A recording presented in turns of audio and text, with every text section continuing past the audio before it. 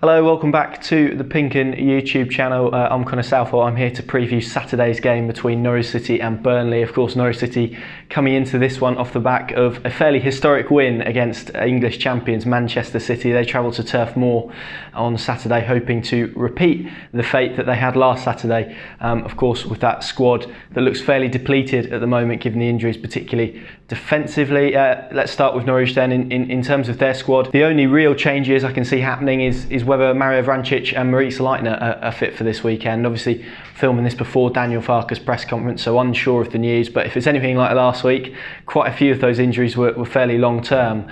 So I doubt we'll see anyone rushed back into the starting 11. And perhaps Daniel Farke wouldn't want to change that anyway, given how his side operated against Manchester City on Saturday. Of course, winning 3-2, a fantastic result for everyone involved. Last time Norwich City played Burnley was in the FA Cup in 2012. It was a 4-1 win for the Canaries on that time. This is a fixture that hasn't been played in the Premier League. I've never been to Turf Moor, so I'm looking forward to that. But yeah, Norwich, of course, their squad is quite thin at the moment, and the under-23s played the other night. Akin Famewu wasn't involved, who's the 23s captain and centre-back, wasn't involved in that, so wondering if there's almost a potential for him to be named as a substitute or in the squad for Saturday's game. Of course, you had Ibrahim Amadou and Ben Godfrey, who was sort of the makeshift centre-back pairing. There were still some doubts over Ben Godfrey's fitness, but Amadou was one of the characters who came out of Saturday's game with enormous credit, alongside Sam Byram, Alex Tettey as well, who played his second game in 2019,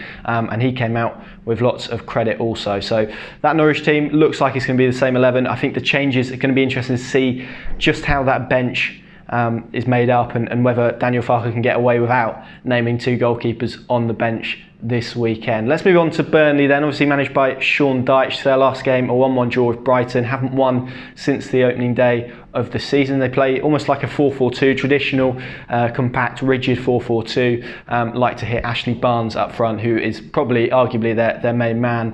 Ashley Barnes scoring 4 goals in 5 games in the Premier League campaign so far. Interestingly though, he has only finished 2 full 90 minutes, so he hasn't played a full game or more than 2 full games in the opening 5 games. So that's quite a good goal return. I think they average quite a few shots, so that's probably why Ashley Barnes is up there in terms of goal scorers. Famously, Norwich struggle with those big, robust target men. He's going to be another one of those, and that battle between him and Amadou could be really interesting on Saturday, providing both are fit to start at Turf Moor. Elsewhere, if we look throughout their squad, you've got James Tarkowski, England international centre-back, who they rely upon with Ben Mee to hit those direct balls into the front men, to try and get the ball into crossing positions, and that is where they are so threatening, getting crosses into the box off second balls and trying to score from inside the penalty area. Eric Peters is another one, obviously signed from Stoke in the summer. The left-back made 2 assists this season, although it seems fans, judging from what I've seen on social media, aren't too sure of him from a defensive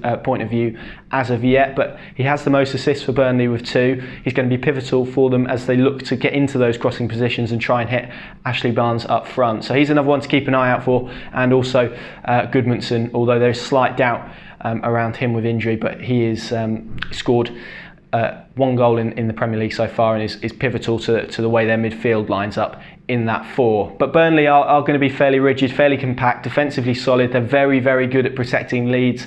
Should Norwich City find themselves behind, that's going to be a tall order for them to come back.